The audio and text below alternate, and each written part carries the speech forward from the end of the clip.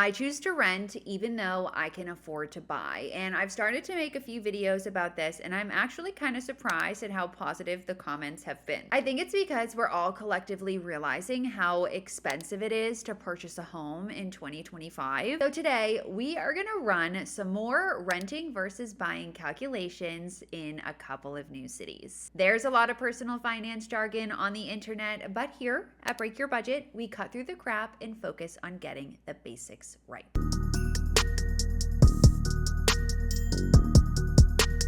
If you're new here, I've been working on a series to really highlight the difference in cost between renting versus buying in today's housing market. In my last video, I highlighted 3 different areas where we ran through the renting versus buying calculations. We did Cape Cod, Massachusetts, Chicago, Illinois, and Pittsburgh, Pennsylvania. So today we are back. I'm going to run through 3 new cities based off of your suggestions that you left on the last video. Today, we are going to be running the calculations in San Diego, California, Austin, Texas, and in the Hudson Valley of New York. I'm going to keep pulling from your suggestions for future iterations of this series. So if you have an area or like a housing makeup that you want me to explore, please make sure to leave it in the comments so that I can run these calculations for you. Of course, if you would like to just run the calculations on your own, you can check out the rent versus buy calculator. It will be featured in this video and it's available for purchase in the show notes. Before we get into it, I just want to remind you that there is nuance to this conversation. Polite discourse is always welcome.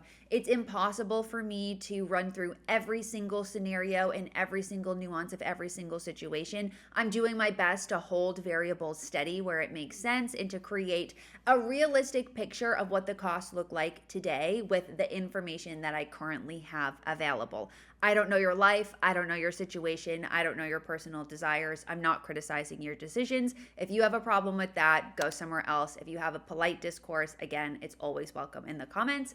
With that out of the way, let's get right into it. We're kicking things off here with San Diego, which is obviously going to be on the more expensive end because any home in California is generally over $1 million if you're looking at a single family structure, particularly one that is coastal. So this is a 3-bed, 3-bath, 1,400 square foot single family home. It's in the North Claremont area. And that is also where the rental is. I will show you. It's relatively updated. It's a beautiful house. Honestly, like, I want to buy this house. So this is what it looks like. These are the photos. And I'm pulling all of the information for taxes and for home insurance and stuff from down here, just for the record, because I did get some criticism on my last video that I overestimated home insurance. So for these options that we're going to go through today, I'm just pulling them from Zillow. So this is the purchase. We're at a $1.2 million. I'm comparing it to a comparable 1,400 square foot, 3-bed, 2-bath rental in a very similar area. I think that these homes are equally as updated. They both have outdoor space, and this was the closest home that I could find that felt pretty similar. And this is for rent at $4,800. So let's pull up our rent versus buy calculator and run the math here. So if I were to put in the home price, which is about $1.2 million, remember for all of these assumptions, we're putting 20% down because we're not going to be paying PMI. If you wanted to put 10% down, it will calculate PMI for you. But for these examples, we're not doing that. So that means that I would need a down payment of $240,000 just about, and my mortgage would be $960,000. We're looking at a 30-year mortgage term, so that's 360 periods at interest rates, which are currently, I honestly should change this to what the current interest rates are. I believe they're hovering at like 6.5%. Let's see what it says here. 5.88. Oh, that's actually pretty good. So I'm going to put that in here, 5.88. So that actually brings our payment down. I'm not sure if it changes the math enough, but that is what I am seeing as of the day I'm recording this, which is September 16th. Property taxes are 1.2%. Again, I'm pulling that directly from here. We have 1.17. This rounds up to 1.2. And we are assuming $4,800 for home insurance annually, 1% annual maintenance, so that's about $12,000 because again, this is an expensive home in an expensive area. There's no HOA since it's a single family structure, and no PMI because we're putting 20% down. So this brings our total monthly all-in payment on the low end, remember these are conservative estimates for the purchase price, to $8,245. So $8,245. Over here, we're looking at monthly rent. So I plugged in the $4,800 for monthly rent. It's going to increase by 3% annually, which transparently for California, I think is a little high because there are rent control laws. I know in LA, there are pretty strict rent control laws. I don't know what they look like in San Diego, but for all of these assumptions, we're going to assume 3% increase annually. Home insurance is about $300 a year. I think this is kind of low. But I'm just going to keep it at that for the sake of the example. And we are assuming a 7% investment growth rate. So if we look at the annual costs to own here, our total outflow on this $1.2 million home over the course of the 30 years is $3.2 million. So that's about $2 million on top of the $1.2 million purchase price in sunk costs. Majority of that, 50% of that is going towards interest. But as you can see here, we have a pretty large breakout going towards property taxes because property taxes in this area are very expensive. Home insurance, which again, this is on the low end, it will increase. I am working on updating this calculator to include forecasts for increasing and stuff. So when that's available, I'll make sure if you've purchased it, it will be available in Teachable. And then also maintenance, again, sometimes this could be $12,000, other times it could be zero, sometimes it could be 20. So we're just straight lining it for the sake of keeping things easy for the math. So this means that after that 30-year period, you'd have to sell the home for over $3.2 million to break even. For California, in my opinion, right? Like I'm not basing this off of anything outside of just my experience and looking at the market. I don't think that that's entirely impossible. It is a pretty enormous appreciation though. That would mean that the house would have to, essentially triple in value.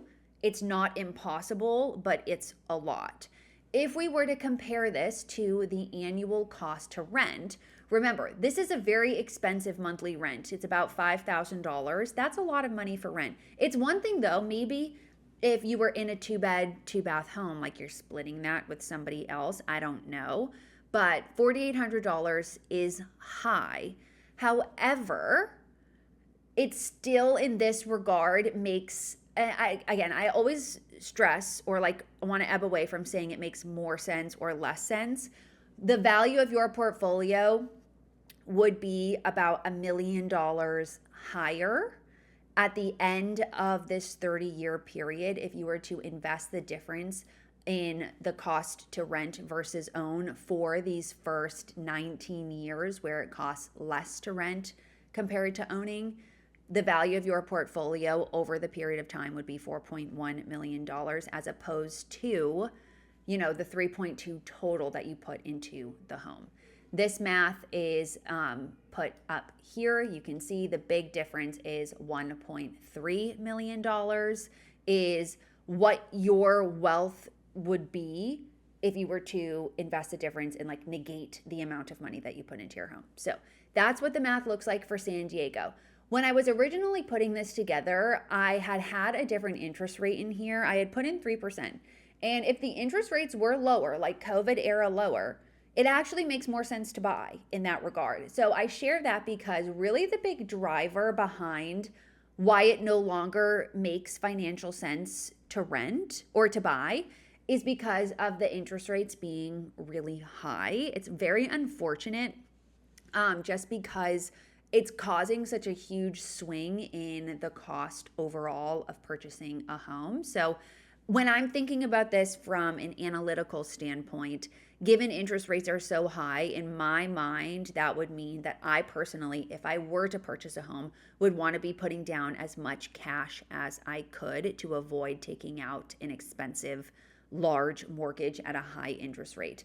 Yes, you can refinance. Yes, that is something I'm working on building into this. If I am able to, I can guarantee it. But when we're looking at baseline costs in the current market at 5.88%, it makes more financial sense to rent.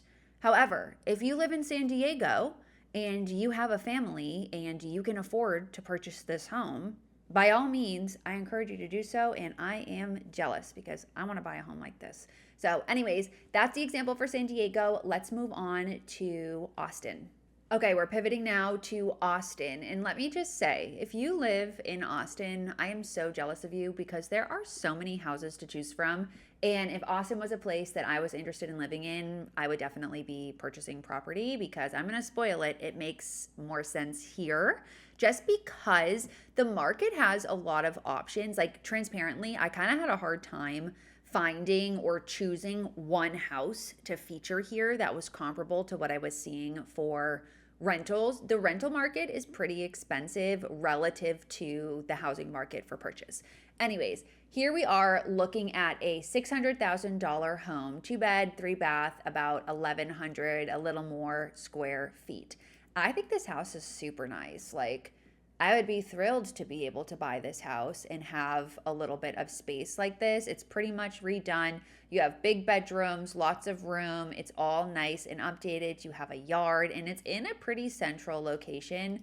Transparently, I'm not super familiar with Austin, so I don't know if this is a good spot. However, it seemed pretty central to me if it would decide to load, which obviously it's not going to. It seemed pretty central to me when I was looking at the map.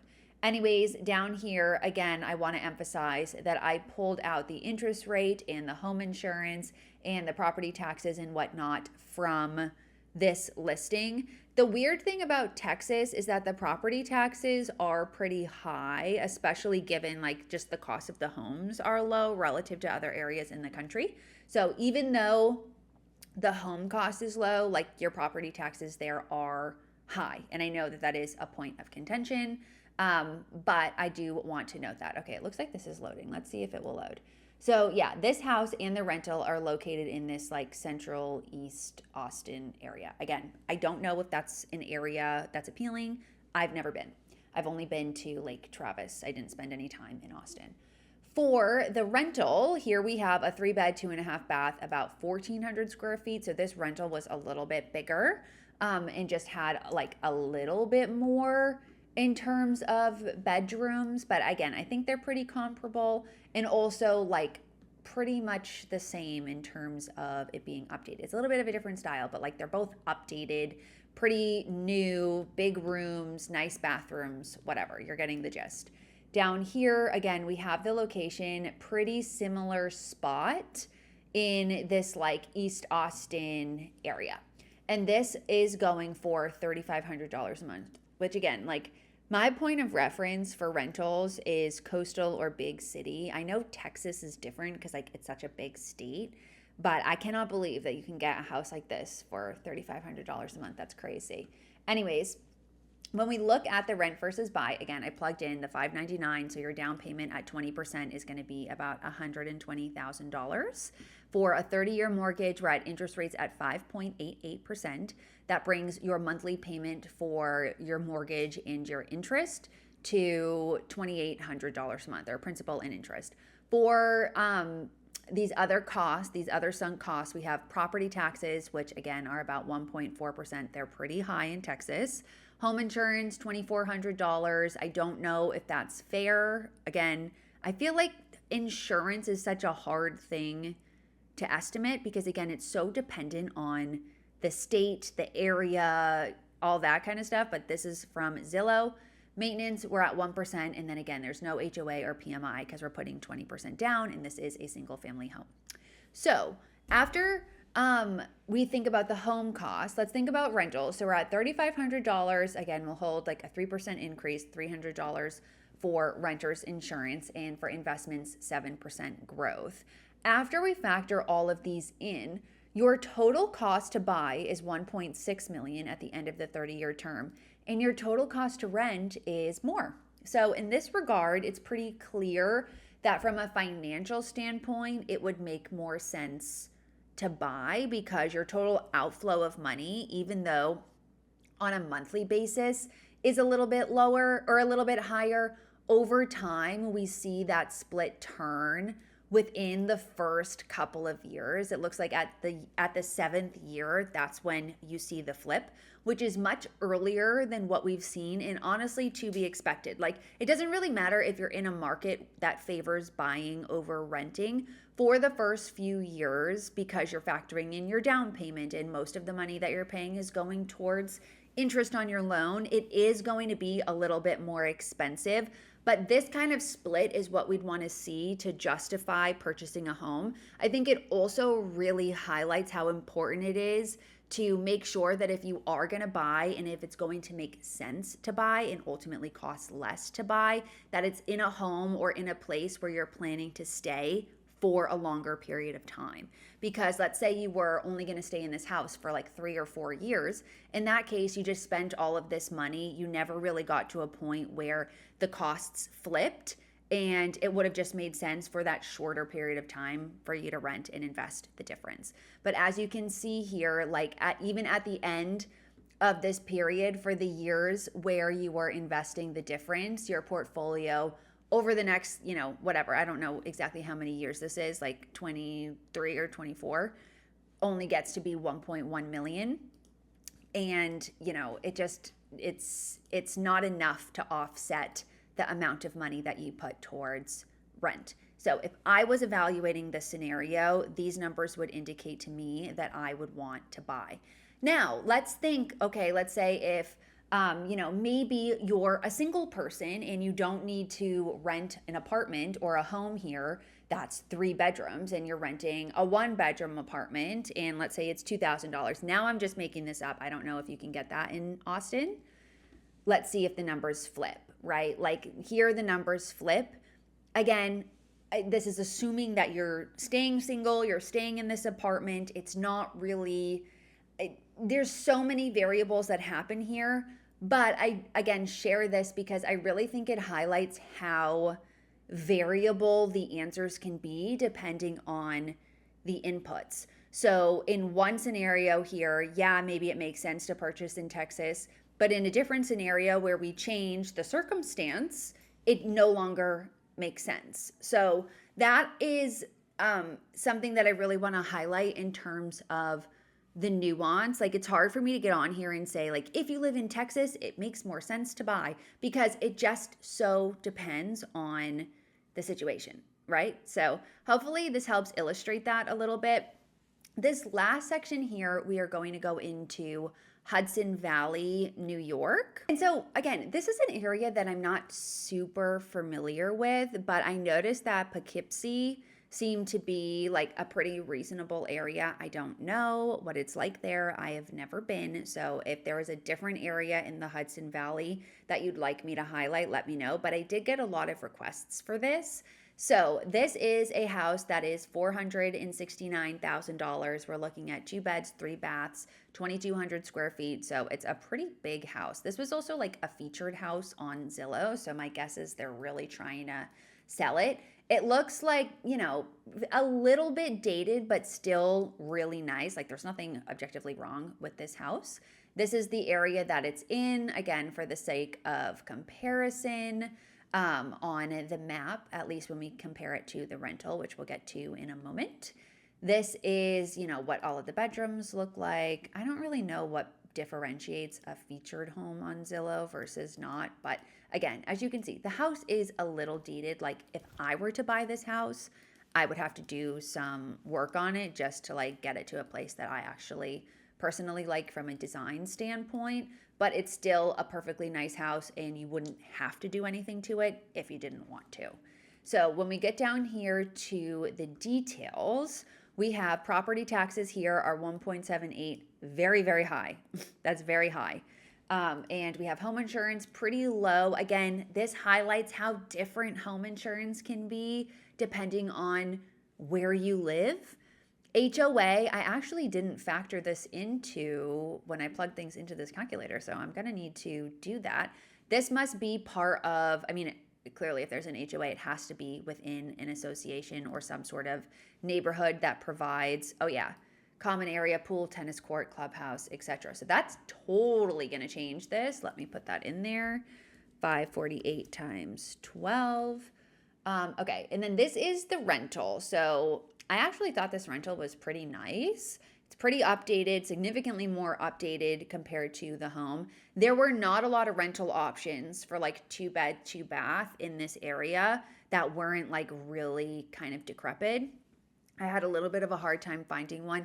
This just looks like it's in like a townhome community in a very similar area. Pretty updated, pretty standard, whatever. Again, if we're looking at the map, similar area ish, a little bit further east and north. The other one was down here a little bit, but again, this area didn't really have a lot going on for me to work with. When we get into the renting versus buying calculator, so we'll start off with the purchase as we do. We have the 469 in here, 20% down. You're at a down payment that's under 100K, so that's kind of awesome. I think that's the first one we've seen, at least with the exception of Pittsburgh. I remember the Pittsburgh opportunity made way more sense to buy. Same variables as before, 30 years, 360 periods. We're going to bring this down to 5.88 since that is the rate that I am seeing as of today. These property taxes are high. Like I mentioned, home insurance, $1,900, maintenance, 1%, and then HOA annually, $6,500. That's a lot. That's a lot. Anyways, now when we're looking at the rental details, this rental was only $2,600 a month, which I thought was kind of insane. I not saying that I want to move to Poughkeepsie, but like a two bed, two bath, like this is a really nice apartment for $2,600 a month, at least again from the sphere of my personal perspective. 3% increase, $300 a year for renter's insurance. When we look at this example with the HOA, it's a little bit of a wash. Because here you have over the course of those 30 years, you're spending about 1.5 million on either side of the aisle to rent versus buy. So the big question here would be the value of your portfolio versus hypothetically what you could sell the home for and how much it would appreciate over those 30 years. So you would need to go and look at housing appreciation in the housing market in that area to even see or think of if the home could appreciate by $1 million over the course of 30 years. Like I'm just gonna, riff this live here. I didn't look at this prior. But if we were to look at the history, the pricing history of this home back in 1997, it sold for $155,000. So in the course of the last just about 30 years, I know we're under 30 years, it has, doubled. What's 150 times 2? 310. Yeah, it's about tripled in price. So, okay, so over those 30 years, if this were to triple in price, 469,000, I don't have access. Let me see if I can run this very quick calculation times 3. 469 times 3, that's $1.4 million. Okay, we're in the realm where maybe you could break even here. So again, food for thought. You have to look at the numbers and evaluate the circumstances. Let's say if this wasn't part of a community, would the numbers be clear? Here you go. They are very clear. So that's another instance of nuance, right? This home just so happens to be in a community that requires HOA. So if you are in a standalone home and you're not part of a homeowners association and you're in this area of the Hudson Valley, New York, if we're holding all of these other things constant, in that case, it would probably make more sense to buy the home versus to rent if you're going to be in there for the long term. So that is, again, another example of how these variables can totally change the conversation, and it just so depends on each unique circumstance. So with that, I am going to wrap up this video. Of course, if you want to get this calculator, it's available in the show notes. You can run the numbers yourself. If you have an area or a place that you would like me to feature in the next iteration of this series, please let me know. If you're enjoying this series or have polite discourse, comments, concerns, other things for me to think about as part of this conversation, I'd love to hear from you. And with that, I will catch you in the next one. Thanks for watching.